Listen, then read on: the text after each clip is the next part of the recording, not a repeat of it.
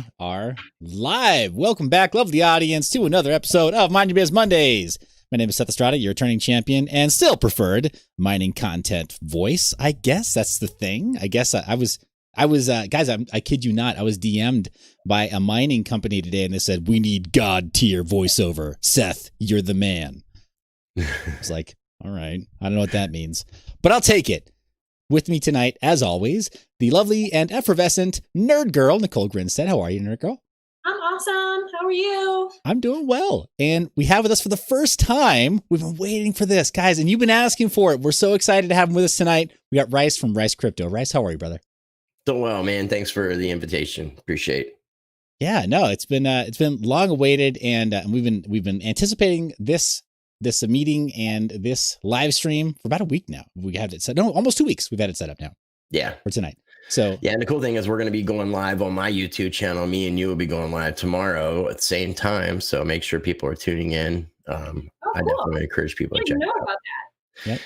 Yeah, Yes. I've never had Seth on my channel. I've had you on, and I'll probably have you both on together at some point. But I'd like to bring him on, just me and him, to kind of get to know each other a little bit better beyond tonight. Yeah, you don't have to explain yourself to me. I just didn't want you to feel left out. That's all. No, it's okay. It's okay. We make appearances alone. We've both been on Ken's pod. But yeah. So but yeah, I definitely would encourage people to tune in to tomorrow night's live stream on my YouTube channel as well. Yep. And you guys, you should be able to see, I mean, I don't know that we already had all the links set up correctly in the description for tonight's video just yet, but we will have links to Rice's channel and obviously to Nicole's channel, Web3 TV on YouTube. Go ahead and follow them. If you're not following them both on Twitter already, what are you even doing with your life? Really, go check them out right now and follow their tweets on Twitter. Crypto Twitter is an interesting place for sure, but you know, it's a lot of fun. Never a dull moment. I like it. So yeah, you overdo it. I think it's become your life and your best friend. I'm pretty sure, Nerd Girl, didn't you go on record saying that Twitter is just your side piece? It's not your main. It's not your main squeeze. No, it was my side piece. Twitter is my boyfriend. Yeah. But she gets naked on Note. This does sound pretty serious, actually. Yeah. We're gonna start this show off right. Yeah. Well, so luckily, note posts are ephemeral, so they disappear after 24 hours. And I am no longer a Note ambassador. So there's that. That's the thing about side pieces. They're easy to ditch. Yeah. You have to tell me about that another time, but yeah. Yeah. Well, hey, for tonight, Nerd Girl, you had a pretty great lineup of news tonight, and I think that's going to be primarily what we focus on for tonight. Again, last little admonition, guys, this is the YouTube shtick, right? When you're tuning into a show on YouTube, you've got to expect that your host is going to say something along the lines of, hey, like, subscribe, share the link. This is no different. Guys, go ahead and pitch in, please. Do your part. Bring in more viewers and make sure that we have great conversations going. As usual, the chat area, right? The live discussion, the live conversation within the chat and the comment section. It's pretty crazy. It's pretty crazy. And that's how we like it. Also, we have just a ton of hugs to give away. Right. And that is Seth and my custom token. So we'll give away 1 million hugs to someone tonight and maybe more. Yeah. And how about this, Nicole, 1 million hugs on this guy. I'll give away the 1 million hugs tonight. You're going to make your first hugs transactions. I am. So I'm going to die. Okay. So you guys will know what address I've got them stored in. And IRS, yes. You've been hodling your hugs. Yes, I've been saving them up for one special person, one special viewer. Yeah. Hey, Nicole, real quick, I didn't get a text from you. I don't know what happened. I sent it to you in Signal. Yeah, I don't know. I didn't get it. Okay. I texted you just in case. Wait, there. It went right now. Sorry. Okay, I got it now. Cool. I just want to make sure I have it, so when we do get to the news parts, I'm a little bit more familiar with what we're talking about. Yeah.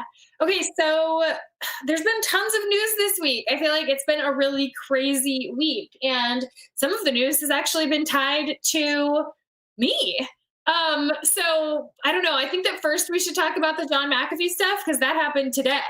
Yeah, I'm still trying to confirm everything because you guys might know I'm pretty close with John. Had a chance to interview him 7 times. He's done a speech for me for Anarchadelphia last year, and what was told to me, and I haven't really gone on public record saying this, but what was told to me by some people that were very close with John was that the tax evasion charges, and this is we're talking, November, December, and January of last year between a group of different people, but I was told that they weren't legit, that it was just made up, and he was just kind of like playing along with this whole thing to try to bring attention to the idea that taxation, our foreign taxation, is theft.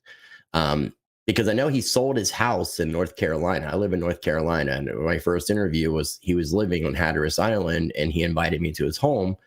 And then like a month and a half, he was already, on his way to living in the Bahamas temporarily. So when I found out about everything today, I've been reaching out to people at Team McAfee, people that are very close with John. I've emailed Janice and sent her a message on Twitter to try to verify everything. So Janice actually says that John was not arrested and he is with her. So regardless of what people are reporting on Twitter and some of the crypto news outlets, currently Janice is saying that John was not arrested and that he is with her. And Seth, you have a link to that tweet. I didn't see that tweet. Somebody said she tweeted in the past hour, but I didn't see it. It was a response to somebody else's. It wasn't her own individual tweet. She was talking to Truth Raider. Okay. Yeah. So what I've got in the comment section from YouTube, somebody also just chimes in. Mossy says his wife says he is fine and with her, but there's no attribution there. I don't have a source there. And the tweet I don't have pulled up yet, unless it's in response to Spectator Index, the initial tweet that claiming that John was arrested in Spain. It is not. It is on a different. So I sent you the Spectator Index. There's then I'm Bagsy on the list, and then should be the Mrs. McAfee tweet. Oh, wait, what? Oh, yes. I navigated away. I saw Truth Raider was saying something about him quoting Shakespeare or something. Yeah, that was in May. And then he retweeted something and Janice was part of the conversation. So I think you've got it up now, Seth, right? I do, yeah. So I've got that. That was in response to somebody else saying it, saying, I'm hearing rumors of John being locked up. Please tell us they're false. And then she tweeted a photo.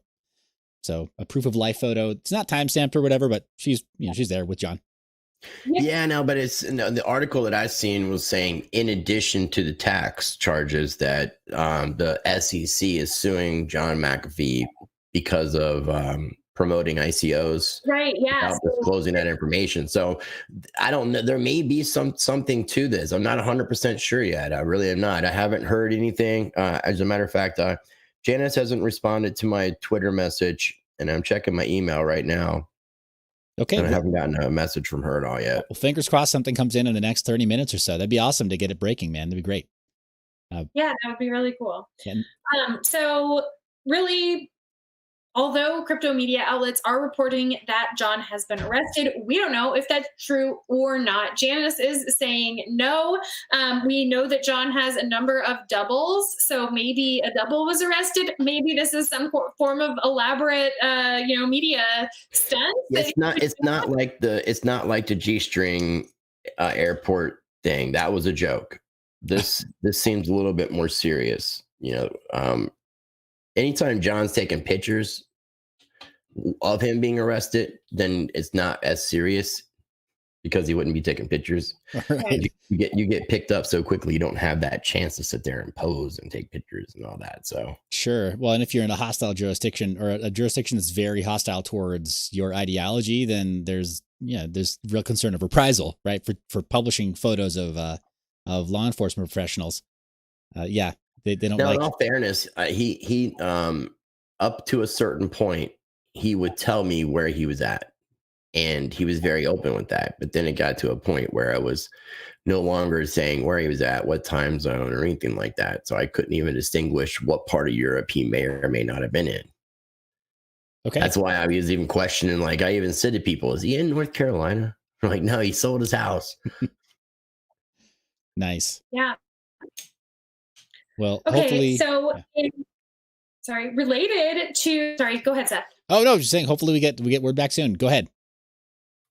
Yeah, so related to the news of the SEC charging McAfee with securities fraud and requesting a jury trial. This week, we saw something really big happen. BitMEX creators were arrested and charged with violating the Bank Secrecy Act and conspiracy to violate it by willfully failing to monitor money laundering. We talked about BitMEX research last week, as that's the company that published a paper full of factually incorrect information about Ripple and refused to retract the information even upon being proven false. And then that paper was, cited several times. So it's interesting that, they've been, I guess not really, because that's related to sort of some of the other compliance issues that have been going on, but I don't know, good timing, right? Yeah, I think there are these weird, like, not boom and bust cycles or bull and bear cycles, but regulatory cycles. And I don't really know if there's like an adequate descriptor of them within the regulatory environment, right? Legislators who kind of become bullish on crackdowns and then become bearish on crackdowns for whatever reason. And then the opposite side of the aisle, regulators that say like, no, we're definitely, I'm bullish on releasing the intense scrutiny that we have to have on crypto companies and on crypto projects. And then they fall back. Like there's this weird tension back and forth, right? Between overregulation and then being really lax. And I think right now we're just seeing that part of the cycle where it looked really good. Banks were allowed to custody, but paired with that, we have the increased scrutiny of lawmakers saying like, okay, well, you have to prove that you're safe organizations, or you have to prove that you're safe individuals working in this space. And so on the one hand, it sounds really good when we hear news that regulators are saying, yeah, your bank, your FDIC insured bank can hold your crypto for you. Sounds like it should be bullish news. But then on the other hand, they say, oh yeah, so obviously more KYC. And obviously the IRS has to know whether or not you have crypto. And so it's like, they bait and switch. We thought this was good for crypto, but the regulators, they were really just like, they were setting up to rug pull us, right? Like right. They don't really want us to have the crypto. They want to make sure that they can have access to the crypto. Yeah. I think sorry, go ahead.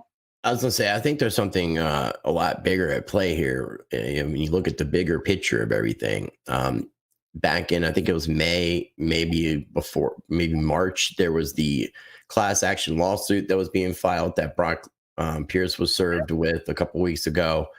That would have included people from BitMEX, Vinny Lingham, a number of individuals and platforms. So then you have the New York Attorney General doing her Tether investigation. The FinCEN stuff, we knew was kind of coming into play. We can look at the Treasury, the people that are being brought into. I mean, you got the chief legal officer, the former chief legal officer, Brian Brooks from Coinbase, now is the comptroller of the United States, along with Steve Mnuchin, who's the chair of the Treasury. And then you look at, I can't remember the lady's name, but the lady from Backed, that's also a politician. She was brought in either with the Treasury or under the FinCEN division to work as well. So they're bringing in a lot of big players. And then you got to take in consideration, so much has been going on these past couple weeks. I don't know if it was last weekend or the weekend before, was that congressional, I don't know what you call it, but some sort of review that came out that was talking about all these banks that were money laundering trillions of dollars.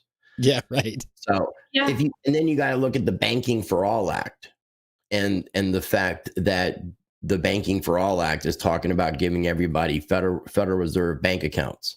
So I think there's a setup going on to try to take out to try to bring down the trust in banks so that people will be gravitating more towards the Federal Reserve as well. Yeah. And then if we're pushing a digital dollar and we're going in a digital direction, they don't want to have any of these exchanges that aren't playing game. And BitMEX was definitely, I understand both sides of the perspective, but for allowing people to be able to access your platform using a VPN to bypass, I get it. I think it's cool they're doing it, but I can understand why it would piss off the government too. So I think there's a lot bigger of things at play here. I think that we're going to be seeing a lot of things happening with a lot of exchanges here in the next couple of weeks, honestly. especially exchanges that are not regulated. Now, something that you're dealing with, like your Bitrixes, your Geminis, your Coinbase Pro, I don't think these exchanges are going to have a problem. They're in the club. They're playing the regulatory game the way they're supposed to. But like your KuCoins, even Binance is kind of in a similar position as BitMEX is. They just haven't been charged with any of those things yet. But they're, and we know a lot of dirty things happen with Binance, especially like when you look at like their initial exchange offerings. So there's been a lot of talk about the exchanges. I mean, not your keys, not your crypto. The whole Trace Mayer's thing about trying to get people to take their cryptocurrencies off. I think it's like January 3rd or something like that. I can't remember the day that he had decided on. Something like this last year or this year. Yeah, I think that's the day that the first Bitcoin was mined, which is the reason why he chose that date.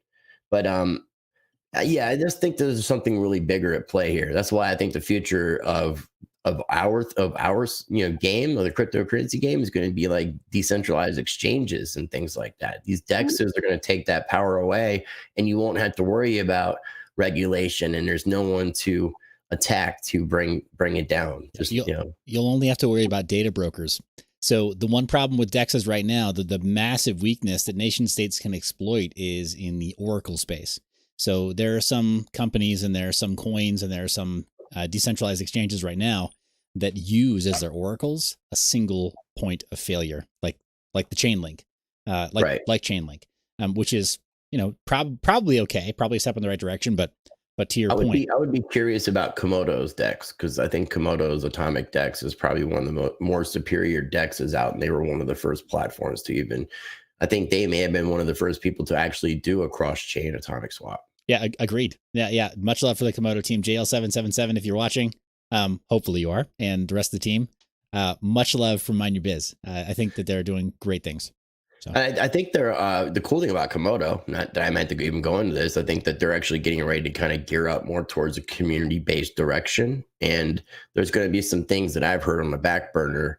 I don't even know a lot of specifics, but there's a project that the Komodo team is going to be working with that I think is going to be a pretty big game changer in the space. And hopefully we'll hear some news about that in the next couple of months.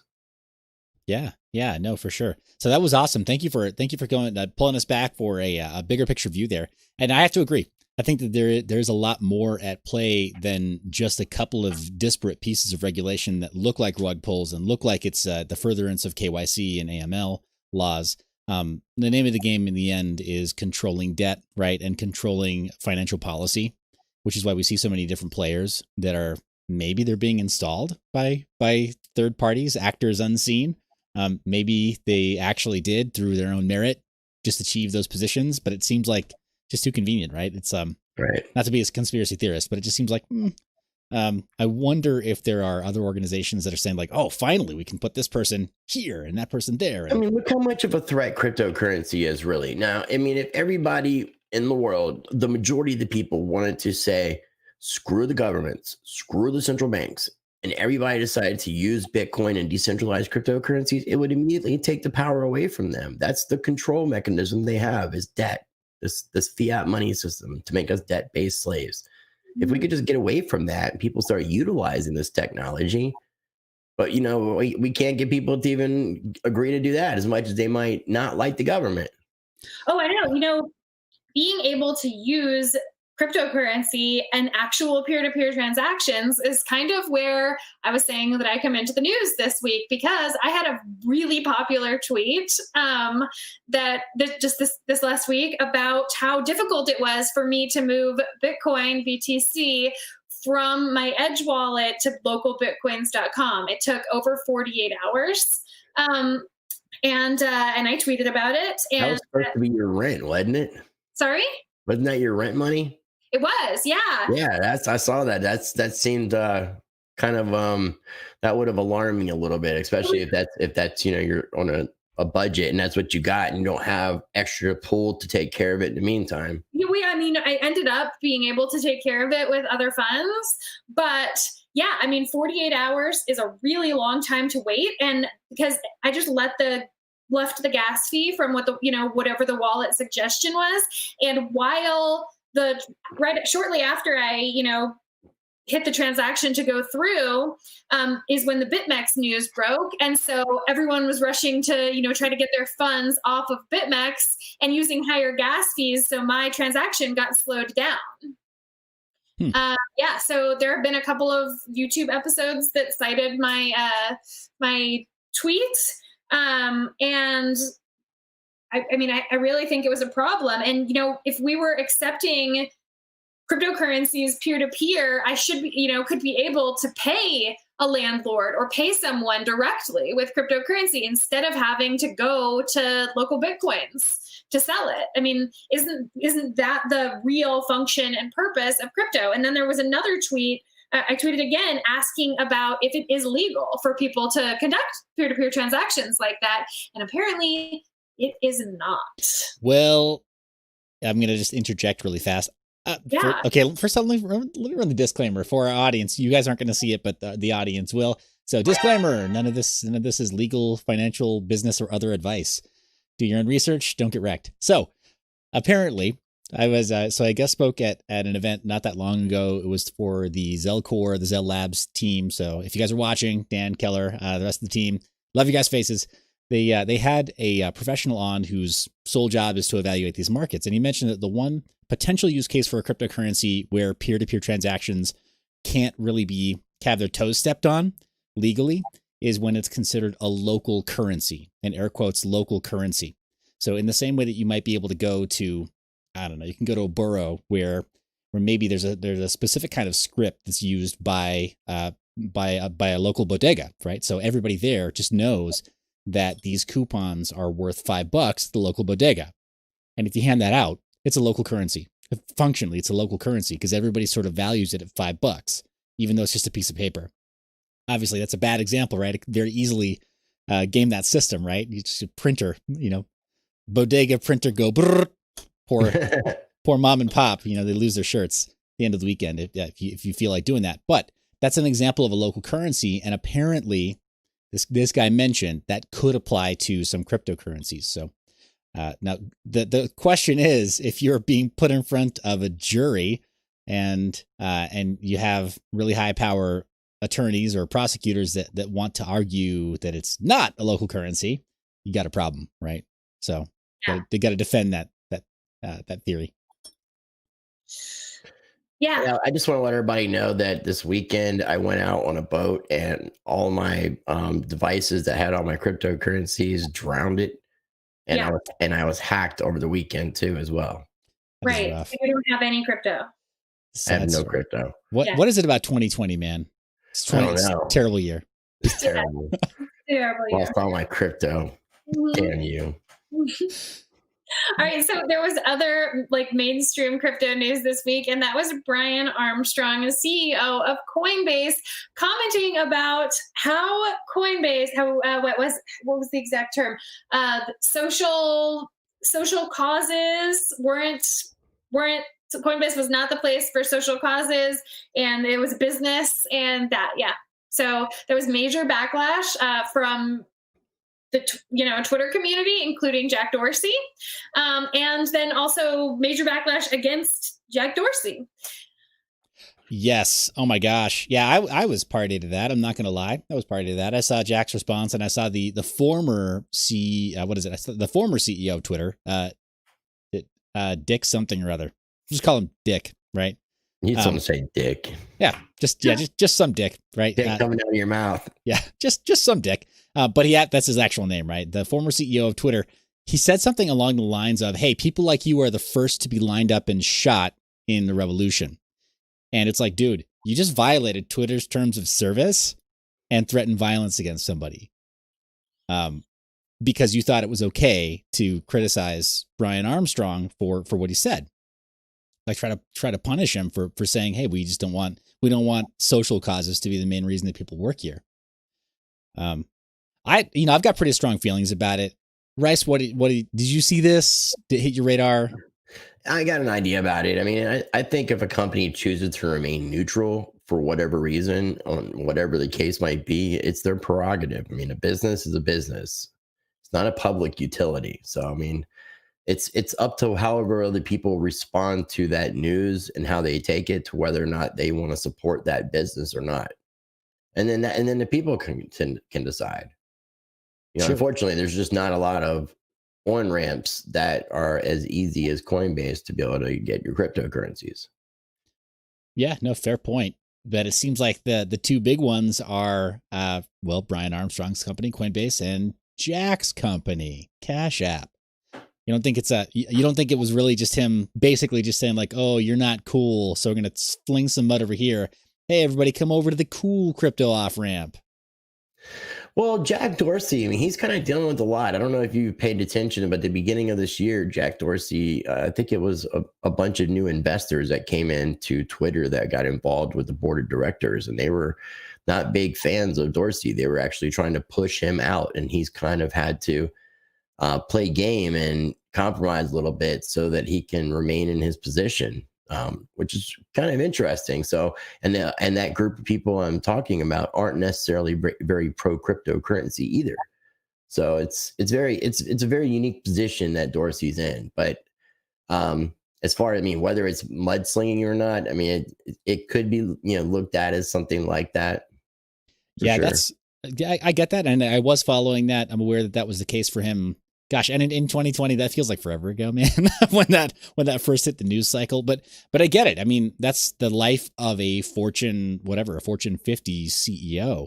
He's basically seeing opposition left, right, up, down, front, back. Like he's just totally ensconced in opposition. Right? There's always somebody that wants his job, or some group that's interested in installing their guy so they can get their way and make stock price go up, right, or whatever it is that their interests are. So I get it that he's surrounded by people that definitely want him out, and I'm not really sure. I don't know enough about the corporate culture and the biggest stakeholders in Twitter to know what their interests are in cryptocurrencies or in Bitcoin proper. But definitely, Jack he's absolutely leveraged his position within Twitter to further his interest in Bitcoin specifically, not other cryptocurrencies. Yeah. Bitcoin in particular. And then with Cash App, Bitcoin was the first hashtag, and BTC, they were the first hashtags to receive a coin logo. And I don't think that's any coincidence. I think it very much has to do with his personal vested interest in Cash App. Well, I think he's the one who paid to have that created. It's not a cheap process to have an emoji put as a universal emoji. Like that's a universally recognized emoji. So whoever that company is that does the uniform emoji company, I'm not sure who you would refer to that as, but there is a group, and I believe Jack Dorsey paid out of pocket to have that created. Yeah, I'm not talking about like I'm not talking about the Unicode character for Bitcoin. I'm talking about on platform on Twitter when you type out hashtag Bitcoin or hashtag BTC. Then a little custom platform specific emoji shows up on your tweet. But the same is true now for hashtag TRX, where you'll see the Tron logo appear. Right. And then there are a handful of others as well. And I apologize because the list is kind of like a moving target. They're interconnected though. I think it's the same emoji code that's being used so you have to like have it on a code generator to be able to pull from it.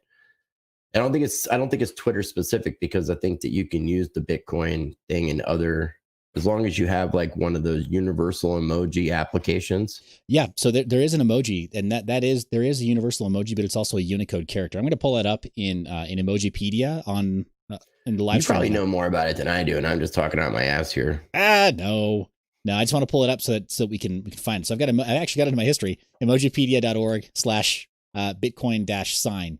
So this was added in 2017, and it's part of Unicode. So this is like a character that if you have the right keyboard, you can just type it out. Like if you got an iPhone, for example, you can type out the Bitcoin as a character, the Bitcoin B as a character. Yeah, mine does it. Yes, programmed my computer and phone to, yeah. Yeah. It's funny, Android. There aren't a lot of Android keyboards that do it yet, which is kind of annoying. You'd figure like it's an open source environment, you'd think somebody would just add it to the keyboard, and no one's done it yet. Get on it, Android guys! Come on, you're making us look bad. Yeah, but yeah. So on Twitter though, when you type out the hashtag on the platform, it's just like how sometimes when a movie comes out, or like Apple, when you typed out hashtag Apple event a few weeks ago, then it created a little Apple logo and it traced it in light blue, a specific color that Apple gave to them. And it would create the little Apple logo, like as though it was like calligrapher that was drawing it or something. That's pretty neat. Yeah, it was animated too. Like, and Facebook's done stuff like that, right? Where you type out congrats, and then the moment you post it, like confetti blows out of somewhere. I don't know where they pull it from, but there's confetti right on Facebook. I mean, did I just describe Facebook in general? They're always blowing confetti, blowing smoke. Anyway. Yeah, for all the little anniversary things or all the special events. Yeah, so Twitter did the same thing for the Apple event. They do that for Bitcoin too. So hashtag Bitcoin. I'm going to go ahead and pull up just for our audience's benefit too. I'll pull up Twitter right now. And I'm going to make a post live so we can kind of see this. But as I type out Bitcoin right there, the first auto suggest is going to show Bitcoin, and directly following it, there's the slanted orange Bitcoin B. And now I'm on the browser right now, so as soon as I post that, it disappears. Also, when I suggest BTC, hashtag BTC, it'll do the same thing and show a little slanted Bitcoin B. And I think, I want to say with Tron, was it Tron? It's EOS. It's EOS. No, EOS.io. There was some. Tron definitely has its own character, and so does BNB. Okay. I know BNB does, and I want to say Tron. Yeah. Yeah, it's Tron and BNB. But I think that's a hashtag Tron, TRON. You know what? It's got to be because I'm on the browser, and it's like it's not figuring it out. This is weird though. BTC Turk and BTC Turk Pro are in my suggested list here, and they have a logo. I have no idea what BTC Turk is. Do you guys know? No. No clue. Is it one of those forks that nobody cares about? I don't know. It could be like, I mean, it could just like be an Bitcoin organization. Pizza. Yeah, right. Or Bitcoin Diamond or Bitcoin Super Bitcoin or yeah, right. Yeah, there are way too many, man. I mean, if you're into like GPU mining or FPGA mining, you know this stuff because it's like you could get a GPU to earn you like $10 of these coins in a day, right? Like there was a time where you could get them to give you like $10 in coins a day. You could just bring to like a quick swap exchange like Changely or Shapeshift or something, and you got $10 more of Ethereum or Bitcoin or whatever. So it's like you're mining anything you want really in the exchange. Mm-hmm. But yeah, nobody really cares about them if we're being honest. Like not really. It's like cool, I can mine this and grab them, get the money and run. Right, that's all it is, just a money grab. Yeah. But anyway, that's what I was referring to before. I think that Jack was instrumental in getting this very first one listed, hashtag Bitcoin and hashtag BTC, with that logo that appears after the hashtag. And I mean, he also is the CEO. He's not like he's not just like the janitor, right? Over at Cash App, right? He pulls weight. So yeah, it's like or pushes weight over there. And on Twitter, I'm like, okay, I know he's under some scrutiny, but Cash App, it's kind of like known to be one of the easier on-ramps for Bitcoin and kind of a rival to Coinbase. Like they don't have any strategic alliance between the two of them. So when I saw that stuff between Dick, right, and then Jack and then Brian Armstrong, I'm like, wait a second. I wonder if this is really just like, okay, Dick, Jack and Armstrong. No, I'm just thinking about this combination of words that you just talking about. Jack, Dick, and Armstrong, Jack, Dick. Yeah. If you want to rearrange those three names in some weird orders, you can make some weird. Yeah. Yeah. We'll have to rename this episode to the Dick Jackhammer episode. Armstrong, I saw somewhere, right? Well, we'll just rename him, right? We'll rename him Jackhammer. That's his name. Jack Dorsey. Jack the Hammer. The Hammer. Yeah, so hey, speaking of on-ramps, there's some other news, and it's not something that I have very much on, but in this last week, a new line of crypto ATM machines was launched, and it was Bitcoin Cash Purse.io ATMs. They were launched in the Caribbean. I know that people have said that there have been specific Bitcoin Cash ATMs before, and that this isn't actually anything new. These ATMs are specifically Bitcoin Cash for Purse.io, so that they're intended so that people can save money on their Amazon purchases. So I asked what the fees are on these ATMs, because thinking of using a Bitcoin ATM this last week, fees are at the lowest end, 11%. That's insane. It is, but the thing with the ATM is just there's a different level of privacy. Even though you're at a place and you could potentially be having pictures taken, there's just a different level of privacy. It's a different way of being able to get it, and it's a quick way of being able to get it too. Yeah, I think if it's done right, that's totally true. I brought a person with me to a local Bitcoin ATM. They lured us in with 5% fees, and I was like, oh sweet, 5%, like for an ATM, like done, easy win, right? There's one across town that was 20%. So it's like, okay, I know which one I'm going to, but it was the same company that operated both. It was jerks. Now, if you usually go to their actual websites or find out they have like a Telegram account or a Twitter account, you'll a lot of times see like discount codes posted. So like, for example, CoinFlip, I know that they post discount codes. So it would make your transaction fee for that particular transaction a discounted fee. Yeah, I can say it definitely wasn't a coin flip. This one also had KYC, and it's like they didn't even know what our amount was yet. The person I was going with literally only brought like $120 to buy Bitcoin with. It was like wasn't and they wanted KYC for that much of an amount. Okay, because I've heard a lot of the ATMs it's only once you reach a certain barrier that they want the KYC, and that's the other benefit too, is that you can do that without getting any KYC. If you're really paranoid about someone knowing that you own Bitcoin, and you can go to an ATM like that and you're willing to pay that extra just so that you can have that for sure level of privacy. I mean, I can see a lot of people doing that. Sure. Anyway, the fees on these ATMs are set by the owners. So I want to know more, and I think that could be a cool story, but like, let me know if that's something that you guys are interested in. Yeah. Yes. Totally. The point of these ATMs is so that people can, go from cash or go from their debit cards into, Amazon gift cards. Then what, like if they're going to have 15% fees, but you only save, 10 to 20%, like I'm thinking that they're going to have lower fees. And I am looking for someone who owns one of these ATMs in the Caribbean, working on getting some contact information for them. Could be kind of cool, I think. No, totally agreed. This is great. And I'm with Rice. I think that the step towards there being more ATMs is a step in the right direction. Like there can be high fees on some of them. There can be like unreasonable regulations and unreasonable policies about like KYC before you really need to have KYC. Whatever. Fine. They're growing pains. I think that's fine. Like if I go to an ATM and I'm like, I don't like the fees, I just won't use it. It's that easy. I'll find one that I'm going to use. But I'd still rather know that there are a couple close by than maybe not having enough close by. So yeah, well, I mean, I think that these could be cool, like because they're meant to save money on Amazon, they could target a totally different like group of people, who would just now be learning about cryptocurrency and how you can use it to make your life easier, better, save money.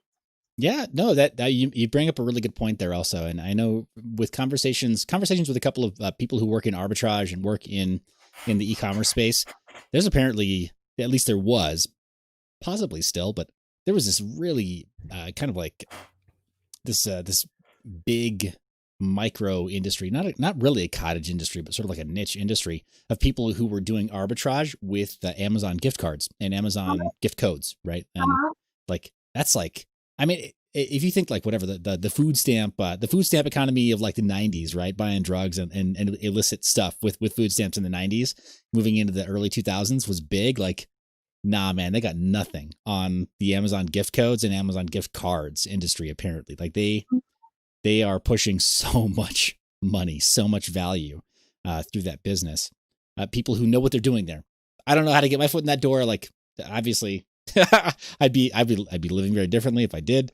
But like, but it's fascinating. So to have crypto sort of intersect there, we talked about it. The gift card loophole makes crypto good for everything, right? It makes it usable. So again, I think it's net positive personally. I don't know. Rice, have you used anything like this, like the Purse or Lolly or any of those? Yeah, I mean, I use like Lolly and I use Fold. I use Fold to buy like my Amazon gift cards because I get that kickback in Bitcoin. I haven't really used a whole lot of the ATMs because of the fees. Now, I mean, I have seen them and I have watched other people use them. I've actually purchased like a really small amount just so I could try it out, make sure I knew how the whole thing worked.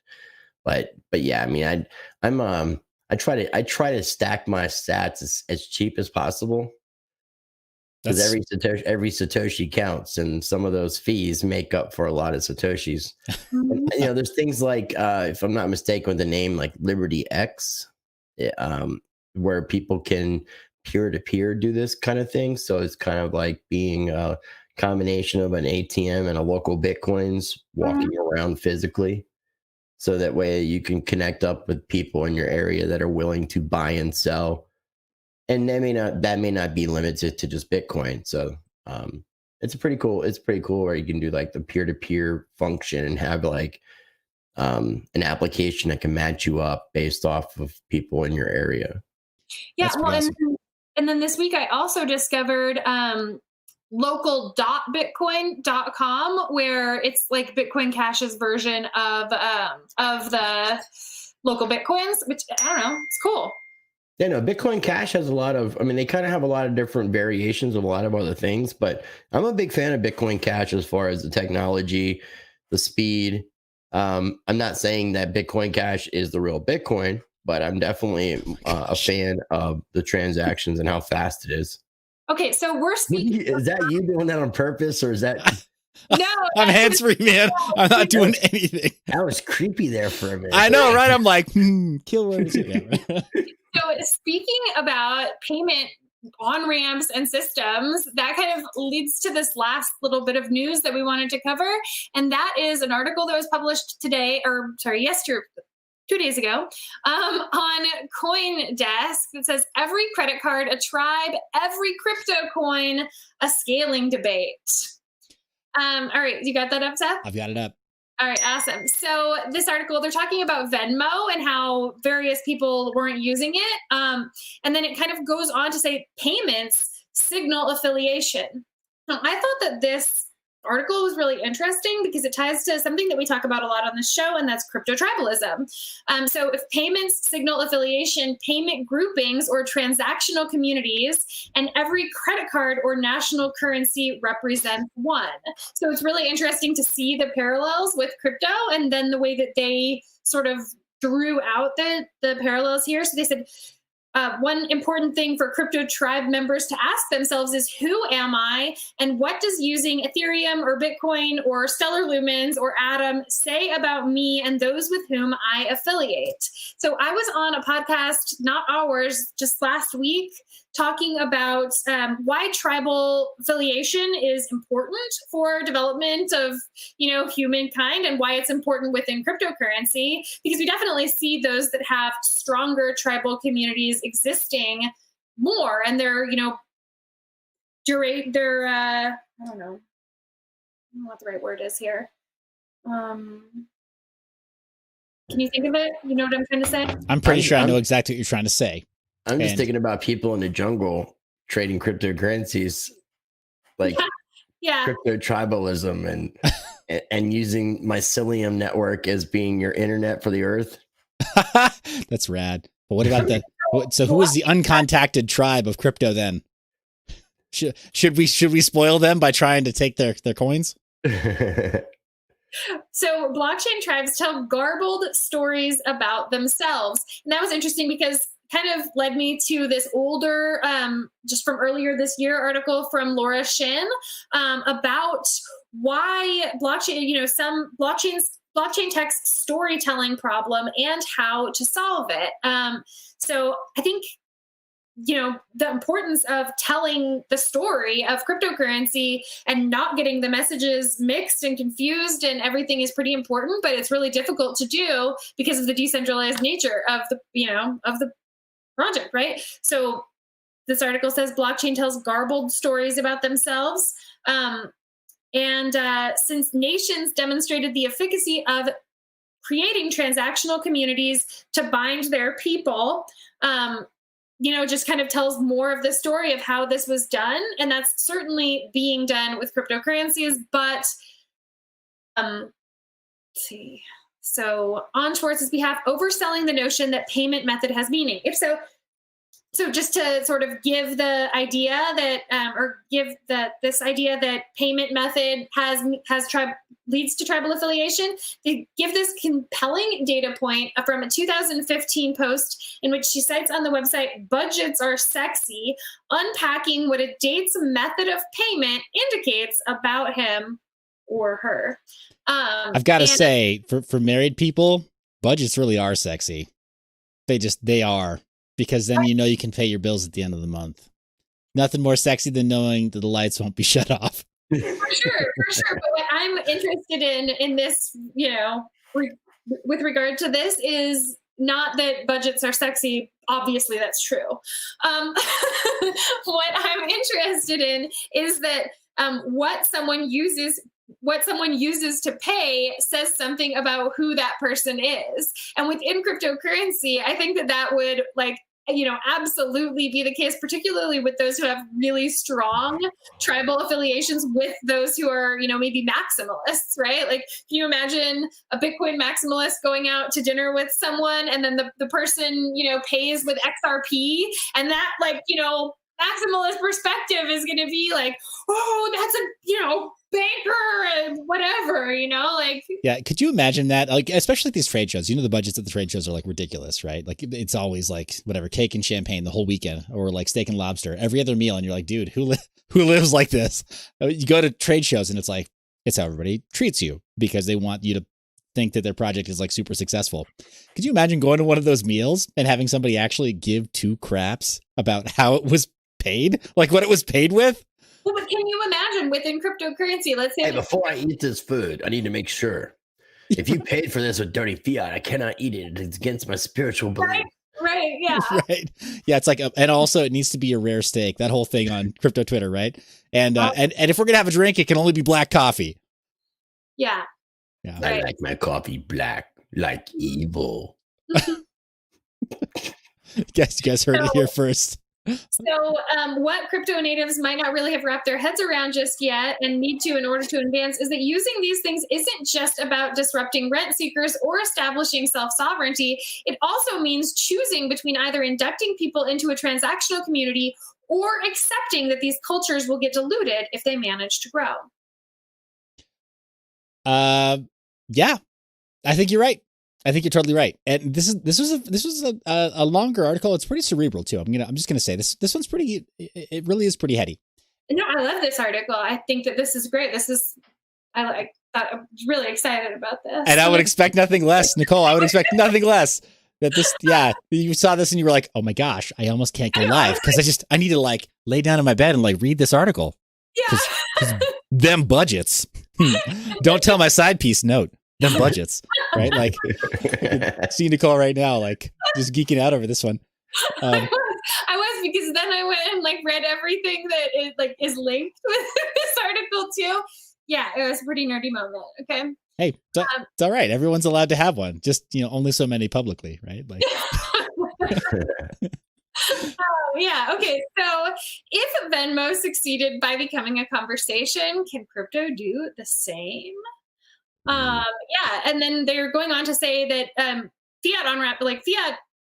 payment processors like PayPal and MasterCard are obviously winning the game of expanding their transactional communities at a much faster pace than crypto is. Yeah, that's definitely true, right? Yeah, I've got to say, when Venmo started to become popular, I was such an objector, conscious objector. I'm like, dude, why do you want me to broadcast what I just paid you onto social media? Like I acted like an old man, like prematurely, because my friends are all like, oh, you're so cool. Like, don't worry, I'll get the Uber. You just Venmo me. I'm like, but why? I've got cash in my hand right now. Take it, idiot. Like, this is money. Like, this is all I'm going to offer you. No, I'm not going to Venmo. No, I'm not going to post it to social media. Like, why would I want anybody to know what's in my wallet or who I paid it to? Yeah. And this is before I was like really deep into crypto, right? Because Venmo came up after, post Bitcoin. Like, yeah, and I was a very strong objector to Venmo. Had for a business office or a co-working space that I was in, the owned by a family, and I'm not gonna name names. Cool family, really cool family. Old guy that owned a lot of real estate in the area, but is like super down to earth. You ever met him? He spent like, I think he spent like 5 out of the last 6 years in Nepal, just whenever he can, and like in some cases doing humanitarian work, and then also touring, right? Just as a tourist. Super cool dude. Like you'd never guess, right? Just talking to the guy, you'd never guess that he owns like whatever, like 15% of the city that he lives in. And, but he ran this co-working space. He'd be there, right? That's the part of it. He'd just be there at a co-working space that had kind of had an accelerator function to it and ran a lot of the tech startup scene locally. And his son, ran the day-to-day operations. And his son was like, yeah, go ahead and Venmo me this month's rent. And I was like, dude, do you have a cash rate, first off? And can I prepay? Can I get a discount for prepaying the next quarter? Right? Like the whole, like, whatever Dave Ramsey bit, right? Like get a cash rate for stuff. That guy's got he's got some nuggets of wisdom, right? Some pearls there. But I asked the guy and he's like, no, just Venmo me this month's. And his dad walked through the room and he saw our little interaction and he was just like, the son turned around and said like looked at his dad like, this guy is so difficult. He wants to use cash. And his dad was like, told you so, kind of old school. Like, yeah, told you so. Business people, like, I don't know. I can't be alone. That's all I'm going to say. I can't be alone in thinking that broadcasting your transactions is just a bad idea. Well, but anytime that somebody posts their, SLP code or Bitcoin Cash code so that I can send them money in that Bitcoin.com wallet. Yeah, you're giving up your anonymity. Yeah, and not just that, actually then anybody who wanted to, even if you deleted it later, right? It could easily have been screenshot or whatever. Anybody who wanted to see whatever you do coming in and out of that wallet from that point forward could. There's no way to avoid not being monitored, period, point blank. Mm-hmm. If you don't think that you're not in like 1983 about to be in 1984, something wrong with you. It's a good analogy, right? Yeah, everyone says we're in 2016 going into 2017 though, Rice. Can it just be we travel back in time. We're time travelers. CERN fucked up really bad. Yeah. Well, Rod, first off, Rod, hey, thanks for in the comment section. He says use cash to hide. I mean, it is an established currency. The US dollar has a rich history of being used to hide. But yeah, I think the two most common items on a dollar bill, Nicole, what do you think they would be? Number 1 is cocaine. That is correct. That is what is number 2? Gosh. I don't know. I kind of gave it away. Wait, I didn't hear you. You gotta replay what I said. Can't replay it. What is number 2? Oh, poop. Gotcha. Fecal matter. Right. So like your iPhone screen. Got it. Yeah. So, yeah, that's the 2 most common items on money. No, I didn't mean I meant the royal you. Your audience. I'm looking at you guys. Your iPhone screen. Number 1, cocaine. Number 2, le doo-doo. The number 2. Yeah. Right. Mm-hmm. The turd sandwich. But yeah, part of it's green. Depends. Oh my gosh. Francis Chin says, "Oh, so this is why money laundering is a thing." Well, I think I'm being trolled. I don't think that they actually mean that. No, we don't actually wash the money. But I do sometimes by accident. I washed cash by accident. Yeah.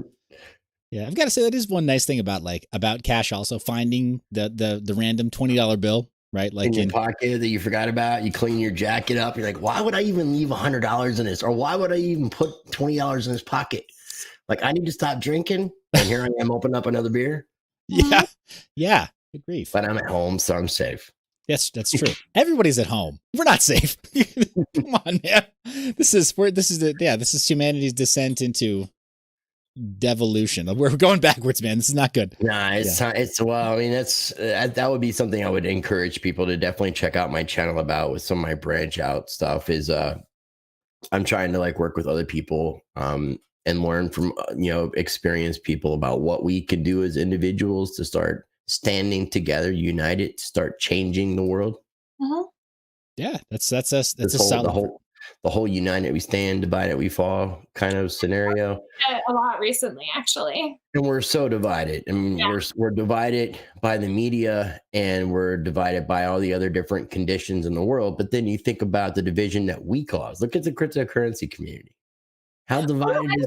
That's why I've been focused on tribalism this whole time, is like, how are we ever going to succeed as, this revolution if we can't even have discussions with each other without. Would you categorize this as a technology? Would I categorize what? Blockchain, cryptocurrencies. Is it a technology? Yeah. I mean, yeah. The cool thing about technology is it advances. Yeah. So why could Bitcoin maximalists and all these other people who are like a maximalist or tribal to their coin remind me of somebody who's got a cassette Walkman in the days of an MP3, not even CDs. We've skipped CDs. Now we're in the MP3 generation, and you're still using cassette tapes. I saw what you did there, Rice. We've skipped CDs, but it's the whole point was technology advances. Mm-hmm. And it should. Yeah. You should never be like a maximalist of a specific type of technology, because then you're not looking forward to any other forward growth of that technology. It's true. You're limiting yourself to that dinosaur, and that dinosaur is a great dinosaur. Yeah, you're a carbureted engine maximalist. Yeah. You're a dual carb maximalist. I'm sorry. You want the highest performance. I love Peter McCormick, but he really needs some help. He needs a lot of help. Person, but yeah. We had him on a few weeks ago, and he was. I mean, he's a friend of mine. I'd rather just talk with him about metal music and stuff. Like I get too angered by his closed-minded thinking when it comes to cryptocurrencies. I'm like, dude, as many conversations we have about all these other things, and when it comes to cryptocurrency, you're just like, no, it's one way. But, his Twitter profile does say not a maximalist, which is interesting. At least it did last week at one point. And I was like, what? Like, why does but what other cryptocurrencies does he cover? Is it what crypto did? He did a really good job with the conversation between Samson Mao and Vitalik Buterin. I thought as best he could. I do want to see it, but I've come to have a lot of disdain towards Samson Mao. Let's talk about that. I'm not a big fan of Blockstream. Agree. So what's the biggest gripe, man? If you had to distill it to one thing, hey, got subs coming in. Thanks, Jeff. What I would say is what I've learned since I got involved in the Bitcoin space is that cryptocurrency has been infiltrated. It's been infiltrated by that which we've been trying to get away from.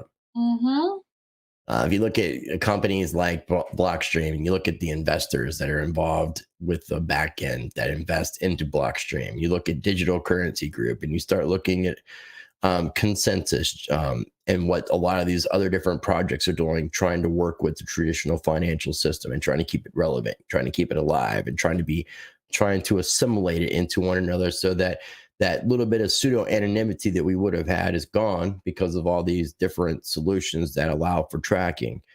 But as far as Bitcoin itself and Blockstream, my biggest argument, and I would hold Blockstream responsible for this, because Bitcoin is a decentralized cryptocurrency. There is no foundation set up per se that pays developers to develop. So there's no real incentive. Back in the day when Bitcoin was fairly low, under $1, pennies, it would have been worth somebody's time to develop for free to get that price up so it can kind of raise the price of their bags. But now that doesn't really come into play as much. So it's more of a passion thing. Now, when do we hear about the Schnorr signature?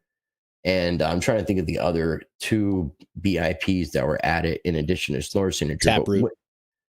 There's Taproot and something else in addition to, but what's going on with those? Oh yeah, as far as the current state of development. Yeah, what's happening? Well, like it's all about Lightning. And prior to that, when was the last development? 2017 with the Bitcoin Cash fork. Right? No, totally, man. That's crazy. I mean, it's like, but yet Blockstream can pay all of these Bitcoin developers to develop side layers solutions and side chains, or excuse me, you get what I'm saying. They're coming up with the answer to the problem that they can profit off of instead of just improving Bitcoin. Yeah. Yeah, fair point. Fair point. Yeah. So I guess the question is then, we keep Bitcoin limited on purpose so that we can profit off of the ways that we can make the Bitcoin not so limited by having things like the Lightning Network and things like the Liquid sidechain. So I guess the question is, how do we then, as individuals, users, and contributors, people, not even contributors, right? Not people who are trying to like even submit artwork to these projects, but literally just use it at commerce and engage in our own either circular economies or just try to like divert what we're using into more crypto. What do you think we do then, man? What answers have you come up with for yourself today to not have to deal with the headache of Blockstream interfering with your desire to use crypto? I mean, there's other cryptocurrency projects. And with that being said, I mean, still Bitcoin is my largest holding. I'm a believer in Bitcoin. It just sucks that unfortunately Bitcoin is being limited and throttled on purpose. Does that mean it's always going to be like that? Not necessarily. You know, you might get some people that come in that want to develop on Bitcoin just for free, just so they can help change the world. You know, so it's very possible. But as far as we have choice to use many different ways of making payments. And I think that choice is always going to be important. I think that, you know, the good thing that we need is to be able to have exchanges and ways to swap those currencies without it really affecting the transaction too much.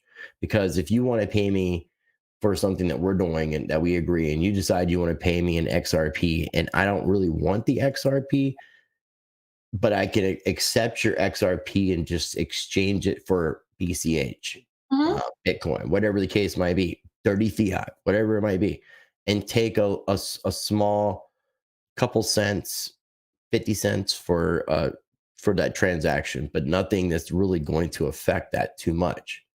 For me to say, no, I can't take your XRP because the exchange rate fee is going to be too much. I want to lose $3 off of it. And then no.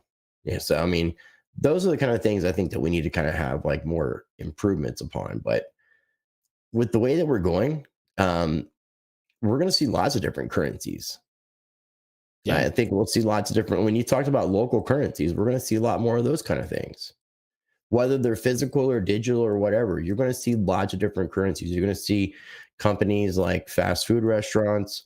You're going to see places like Walmart. They're not going to do gift cards in the physical sense no more. It'll all be a completely 100% digital, non-physical economy. Mm-hmm. Yeah. Well, I want to say that there's already, it's not Lowe's, but Home Depot. They've got an ERC20 already. Yeah. There are a few others. I think, is it Starbucks and a few others? Now, is that for like dollars to use specifically, like Starbucks dollars or Home Depot dollars? I'm not sure because I haven't wanted to touch it. It's been like, it's an ERC20 for a company that I don't do that much business with. I'm not going to deal with it for now, but I think it's related to some kind of a rewards program. It could be points, whatever their points are equivalent to. See, something like that, I would like to see companies utilizing more of the NFT type technologies for the points. That way there's a little bit of a distinguishment between, and it makes sense because the points, you know, and with as far as like an NFT, I mean, it kind of makes sense. I mean, as far as looking at the idea of like issuing concert tickets in the form of an NFT, because people like to save concert ticket stubs. So it's pretty wild as far as like the things that we can do with all these technologies. Yeah, it's pretty unlimitless when you think about it. Yeah, totally. I think that's great. So as far as that being another jumping off point, and we've gone about an hour now, guys. I need to ask, Rice, what's your time like tonight? Do you want to go another 20 minutes, 30 minutes so? Or I'm good for about another half hour. Cool. So let's do this. Nicole, you had I think one more piece of news that was related to a Twitter post. No, that That was just the Laura Shin article that I referenced. Okay. We don't need to pull it up. Okay. All right. No, just wanted to ask. Wanted to be sure. So you mentioned NFTs. It's something that we haven't really talked about a lot on the show. We had Ken on not that long ago. I spoke to, I'm not going to name names. I spoke to somebody not that long ago. They, without revealing to them, my interest in collector comics and collector art and such, or background there, because I get the sense that they're trying to mine me for value. You know what I mean? Where it's like, what can I get from this guy that's original content? And it's like, Well, since you said that though, Divi is actually working with something where they're doing like an NFT comic book. Cool. And the cool thing about it is like you would be able to have age, like sort of like where you could have it to where you have a PG version, a PG-13 version, R version based off of the code and how you would buy the NFT. So it makes the artwork more customizable, where it takes something and you can still because something like Game of Thrones, you can't just let some 10-year-old kid watch it.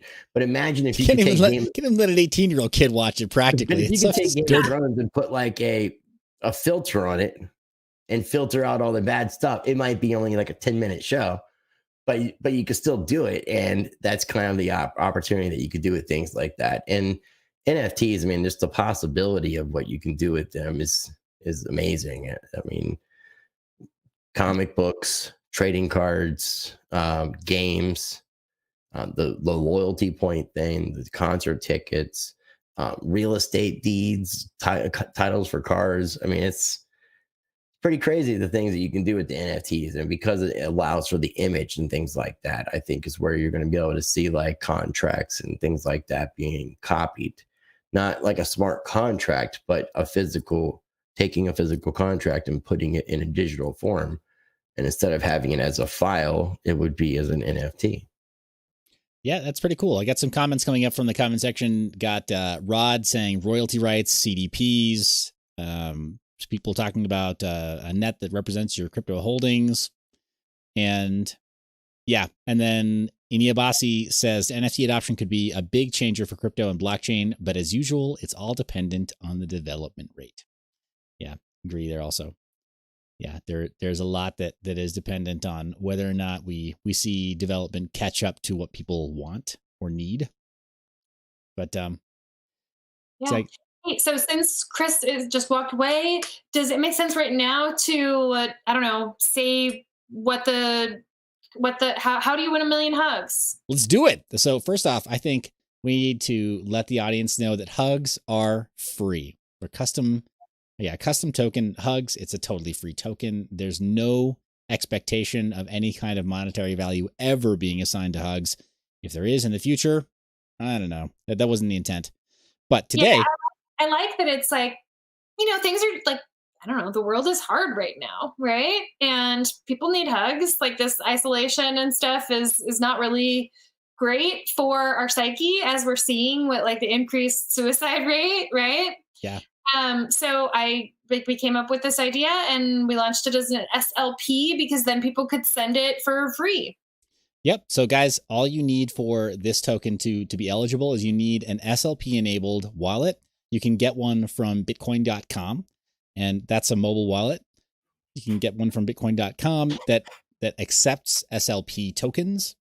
And then actually there's a tutorial in my pinned tweet. If somebody, like walking through setting up that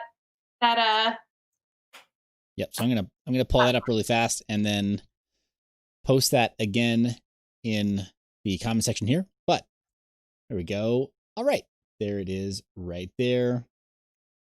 So I'll drop that into our comment section live, guys. You can go ahead and check that out as well if you need that. But you can go to bitcoin.com. You can download an SLP enabled wallet, so you can be eligible. What I was going to say, what's really cool about the bitcoin.com wallet too is with you at the top of the wallet, you just press receive. It will come up to a screen where you can choose BCH, BTC, or SLP. So that way you can automatically just select one of the three and then you're good to go. Yep. Nice.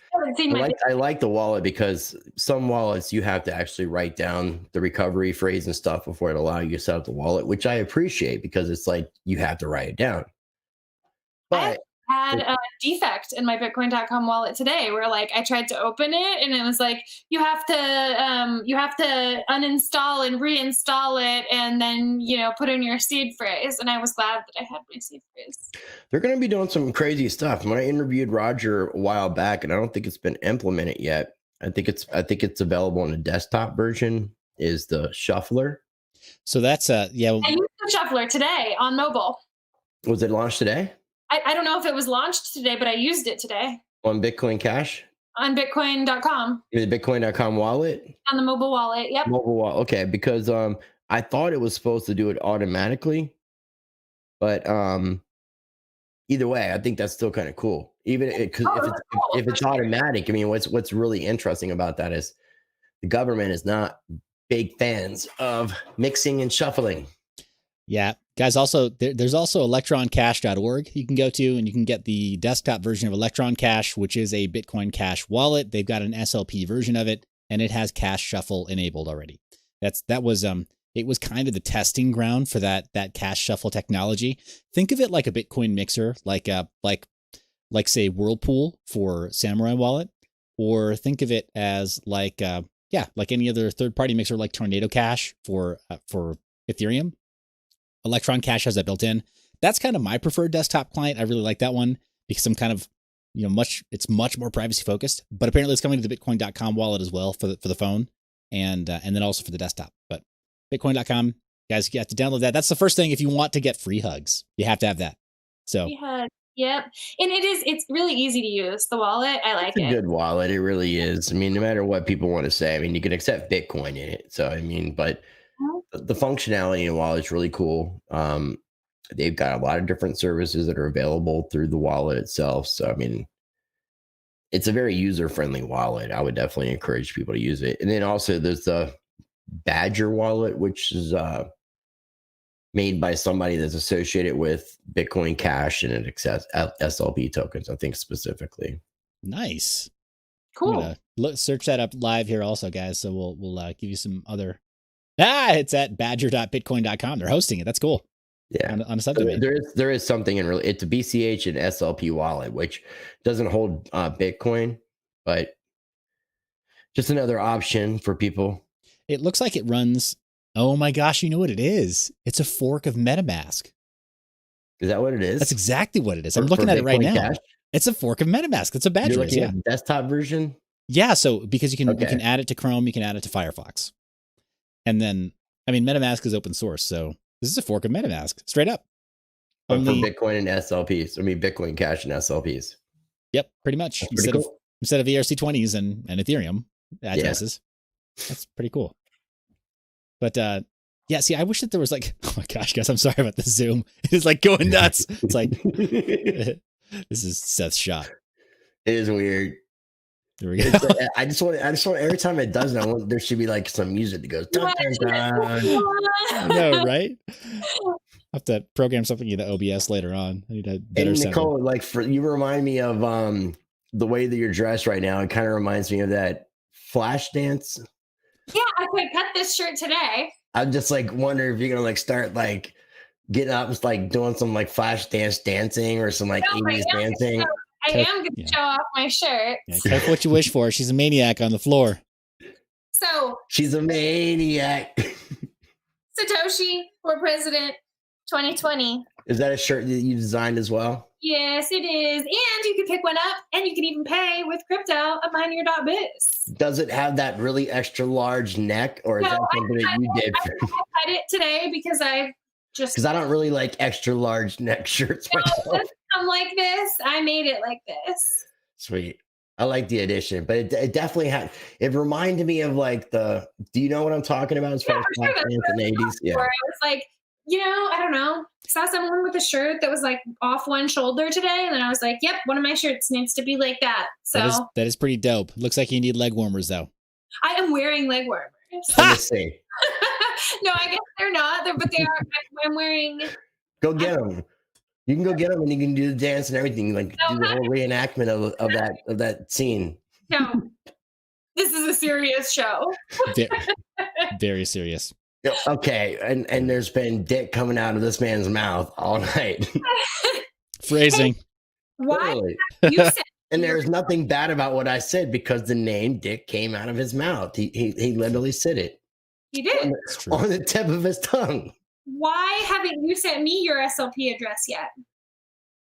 Right? And yours? Oh, I will. There you Okay. go. Or Yeah, my well, me and mine. I got Finally, that. it's zooming in at the right time. Dun dun dun. All right. I am going to my SLP and I will copy it. All right, guys. So there you go. But for you guys, Million hugs.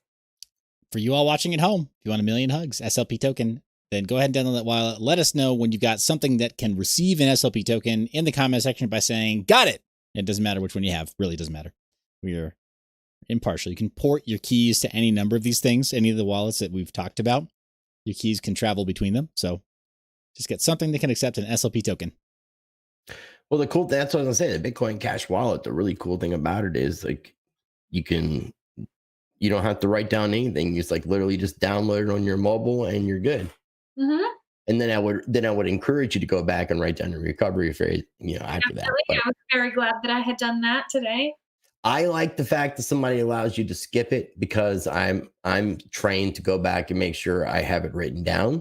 Mm-hmm. But I do appreciate the wallets that make you go through a process before they allow you to move forward that makes you in fact have to write it down. So that way it doesn't make people who procrastinate or forget, make sure that they have what they need to have. Yeah.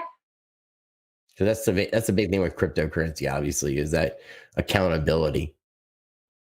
It is a big deal, guys. That's the thing. There's many a sad story of people who just could not keep their keys safe from earlier in fact, history. have you guys heard this story yet? Sam was just telling me this. There was someone in the XRP community this last week who sent like a million V chain tokens, which was equivalent to like $13,000.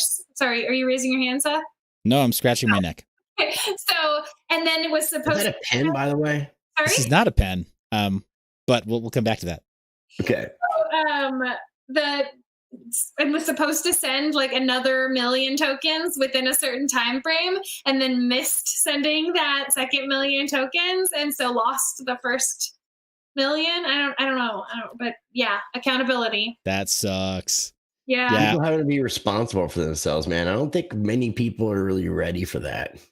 But it's funny, Crypto Wendio on Twitter, she said, she talked about real estate, and she can't wait till real estate deals are done with crypto.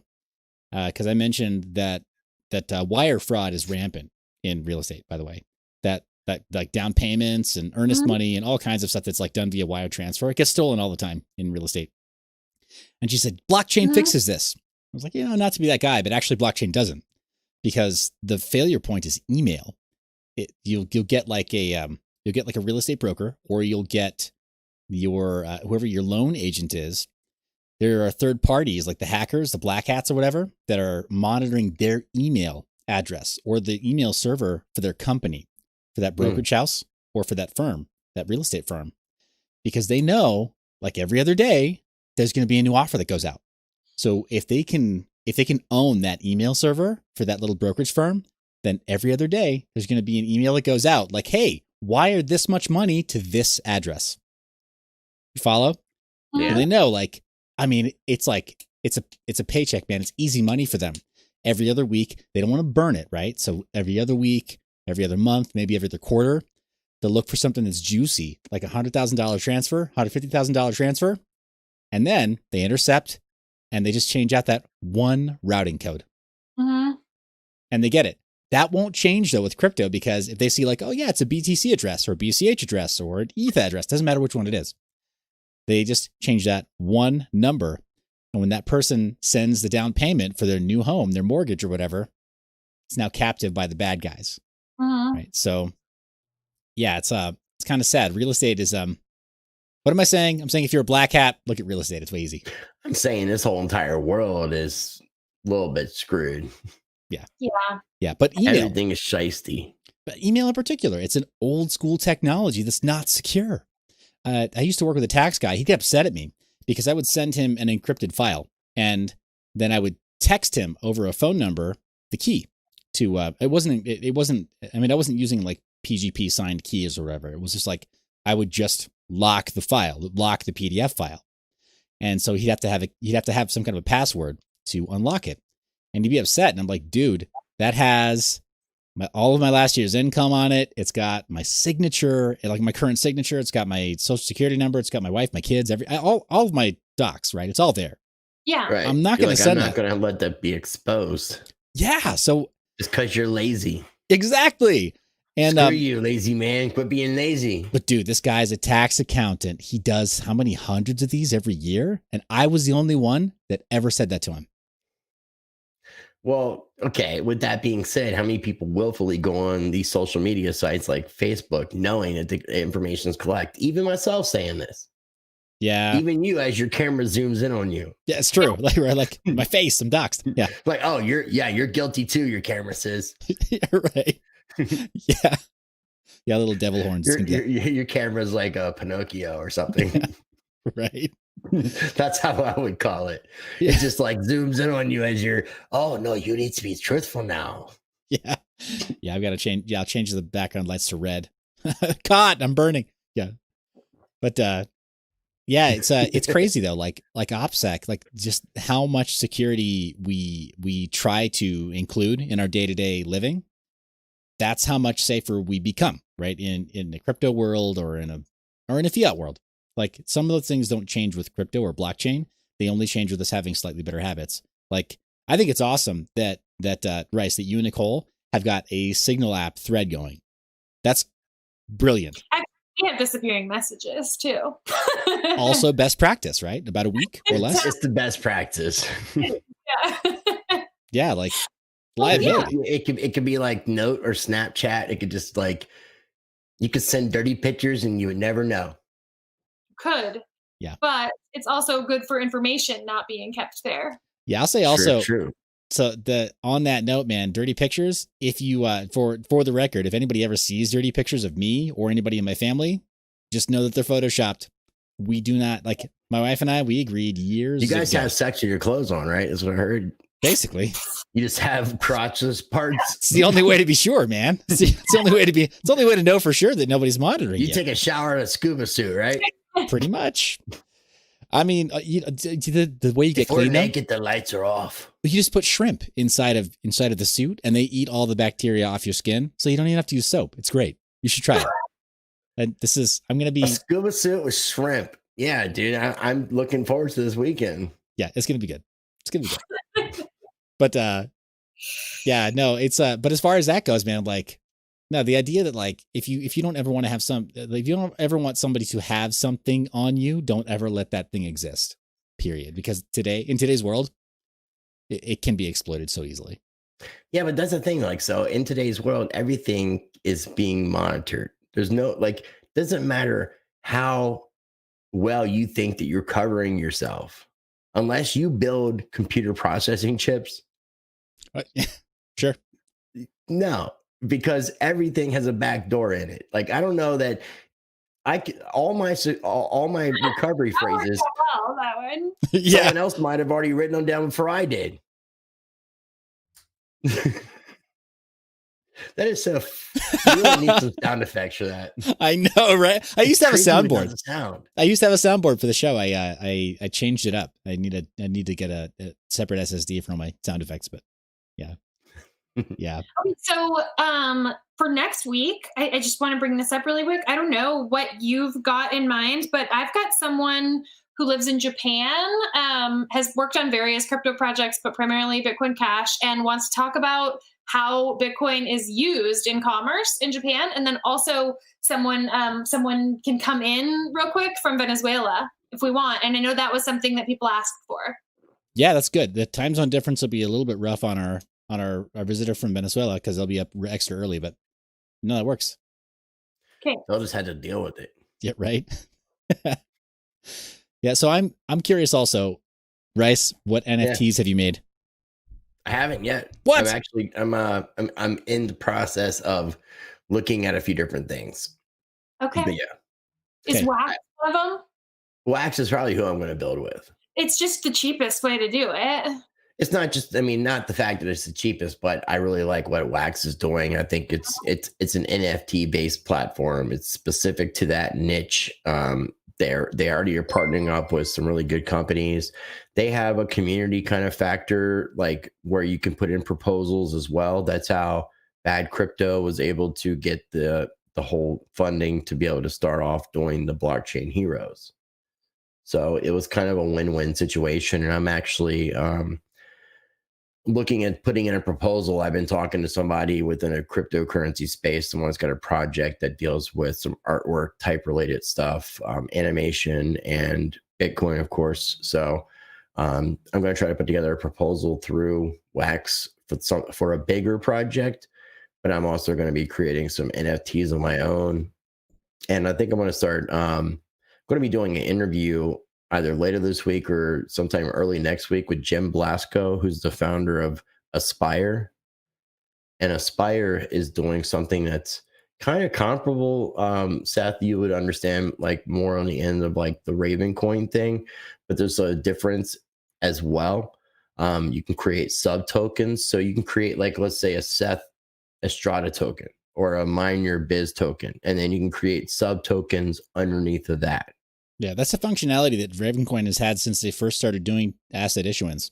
Well, it's because they were kind of without being SID, it was designed to be like a security offerings. Oh yeah, I mean, you follow the you follow the team, right? And what is it? T0 is like the actual, like it's like kind of the professional version of it. I guess, yeah. I think. I haven't followed it recently, but just the T0 has something to do with the project entirely. But yeah, the founding team, though, Bruce Fenton, who went on to then get his Series 7 very publicly, get his Series 7, and then talk about specifically being somebody who was who's able to give financial advice within the space. And then, Finclusive, the company that then does the KYC. His company starts with an M. Fenton's.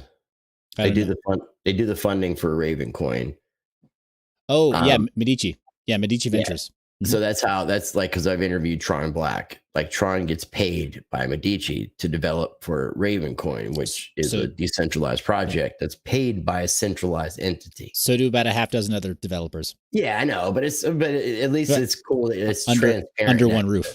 Under one roof in the same office. Yeah, right. Yeah. I went to their campus to interview him last year. He's a cool guy. If anybody's watching who's like a Ravencoin fan, just know that I'm not saying this to be anti. Black. Tron.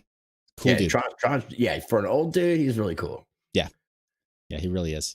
Jeremy Corbyn also, or Jeremy Anderson rather.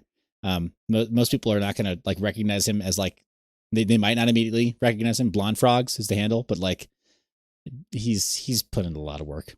But he's also put in a lot of work on PivX, and he's also put in a lot of work on Zellcash and a lot of work on the Zellcore ecosystem.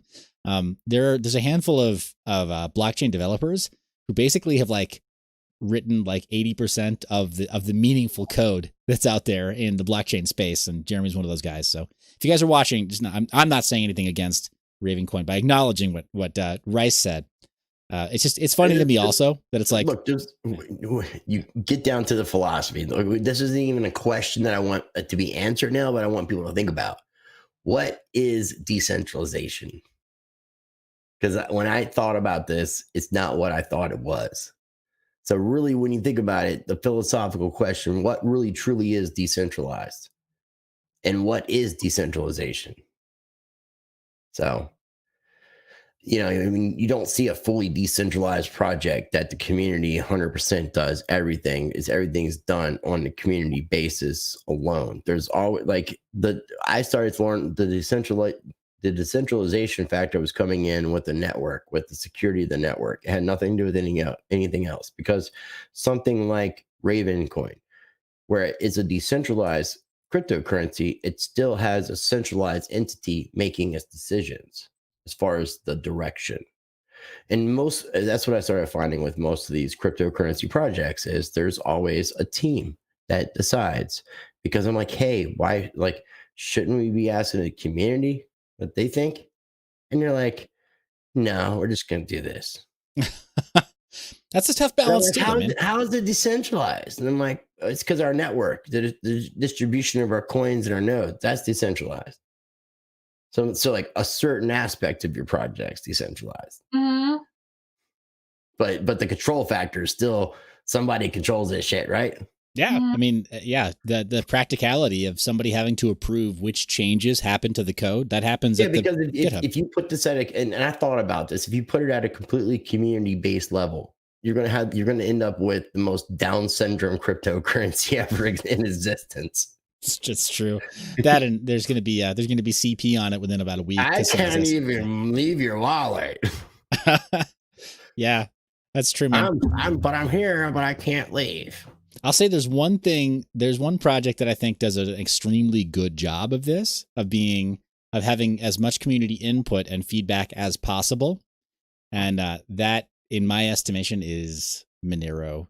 Monero, when they send people out to do educational bits, all of their expenses are approved by community, by community. And they built a foundation in that people pay towards because they believe in the project. Yeah. On the same note, have you seen the IRS doing that bounty, trying to crack the Monero? Yeah. Good luck to them. Good luck.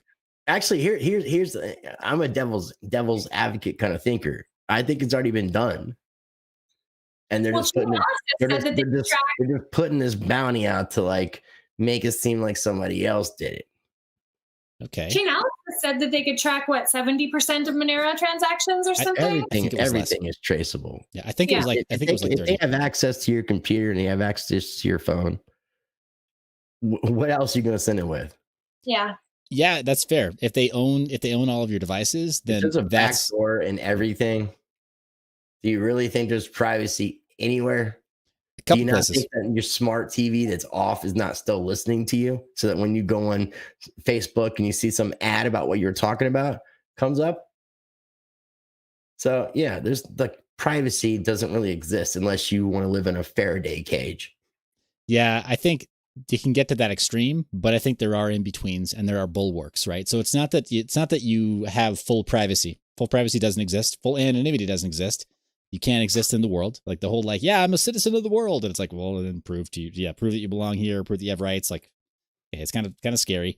The anarchists' philosophy kind of like does carry some weight in that argument, right? Where it's like, hey, the fact that I even have to defend my rights means that I don't really have them because you're functioning as a gatekeeper at all times. I get that. And I see what you're saying about like not having full privacy and not having full anonymity. I do think there are steps we can take though to help improve our privacy and improve our anonymity against certain interests, like just knowing what the threat is and then just defending against specific threats. Yeah. So like the advertiser, for example, if you don't want to hear advertisements all day, dude, don't ever freaking get an Alexa device. Don't ever get like a smart assistant ever. Right. Yeah. Like that's step one. Right. Or if you don't ever want to have your TV listen to you, don't buy a smart TV that has a camera and a mic included. You can still get like air quotes dumb panels that have a great picture and they're even going to save you a few $100. Like, so if you don't want to have it listening in on you. Yeah. Because you can get cords to run your computer through if you want to like screencast. You don't have to do it digitally and through the airwaves. You can just old school it and analog as much as possible. Yeah, exactly. Yeah. And you know, I'm a little bit of a tinfoil hat wearer, right? Like whatever, knock on wood. So like I've got on my TV, I've got every last one of the movies that my kids ever wanted to watch. I backed up legally, and I put onto a really high capacity. Ooh, we lost Rice. I'll be back. Okay. And I put onto a USB drive so that my kids can watch in high def. They can watch all of our movies from a USB drive. They've got a digital version, so they don't have the pains of putting a disc into a machine, potentially scratching up a disc, whatever else. And then they can just watch it. And I don't have to stream those movies, those titles. I don't have to stream everything, it's crazy. Michael Bay, he said it years ago. He said it back in like 2006, 2007. And most people just laughed at him when HD DVD and Blu-ray were battling to see which would be the dominant format. And Michael Bay said, you know what? I don't want HD DVD because of the corporate interests that were aligned with it then. He said they just want streaming media. They wanted it to all be digital downloads. Mm-hmm. And at that time, it was like, wait, what? Seriously? That's a problem. Like he actually sees it's going that direction. And I mean, apparently it did. Netflix, totally took over. But anyway, I guess Rice isn't coming back. Maybe he was like, oh, I guess we're done anyway. I don't know. Nobody wants hugs. Fine. Oh, no, we got plenty of people who want hugs in the comment section. So we have a bunch of people. And we got Michael Milbrat, who submitted an SLP wallet. We've got David Tyrell, who submitted an SLP wallet. They both submitted SLP wallets. Here's what I'm going to do. We didn't actually ask people to submit an address, but because you guys did, why don't we go ahead and send 500,000 hugs to each of them? Yeah? Sure. Yeah. Do it. Cool. All right. That was a fun show. Guys, thanks so much for tuning in for tonight's episode. And I'm going to bring us full screen here. Thanks for tuning in for tonight's episode. Thanks so much for being supportive of Nerd Girl and myself. And thank you, of course, for checking out all of Rice Crypto's links. I'll be going live tomorrow night. And appreciate your support. You're the reason we make this media. Hi, guys. Have a good night.